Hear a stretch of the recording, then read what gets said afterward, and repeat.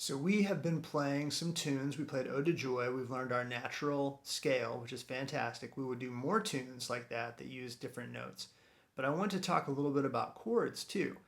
They're a little harder at first, as we've already talked about, because you have to hold down multiple strings at once. And we learned that when we learned how to read chord blocks back in the basic section. So we're not going to use quite as many chords right off the bat, but I do think it's important to go ahead and start to practice them. We may not be playing them in songs that quickly. They may come more easily to you, or you may struggle with them a little bit. I struggled with them when I first started playing guitar. It's just quite difficult, isn't it? To kind of contort your fingers almost into some of those positions. But I have a page I'm going to post. I'm going to put it here and again at the end of the video. And it is just a bunch of kind of basic chords that you're going to need, okay? And whenever we learn a song, over in the song section of the website, I will have the chord blocks for those chords there as well.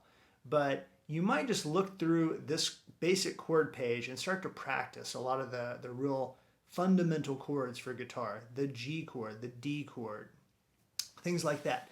And another thing I wanted to mention is there are two basic types of chords. There's a few more, but the most common basic types of chords are ones that we call major and ones that we call minor.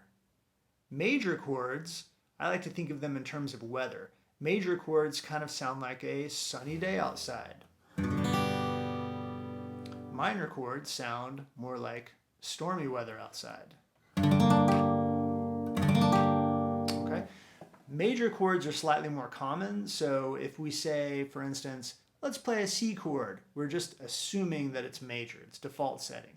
It's a little lazy. We should probably say, let's play C major, but most guitar players, piano players, whatever, they'll just say, let's play an F chord, let's play a C chord, a D chord. But that means that it is major. If the chord is minor, we will always say minor.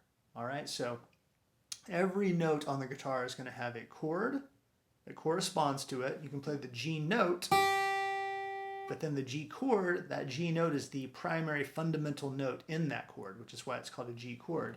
And you can play the major, or again, the minor. Don't worry, not all the minor chords are quite this hard. We'll learn bar chords later. So it's important to go ahead and start practicing those chords. And in our next lesson, we're going to go ahead and start to learn some strumming techniques with our right hand. So it may really be nice to have at least one chord that you can hold down while you're strumming, because it's a lot more fun to strum with a chord than without any chords. Although probably we'll actually practice it that way at first. So good luck just kind of going through our scale sheet here and trying some of these different chords. And again, when we use them in specific songs, we will go over them again and have music that has those specific chords written out.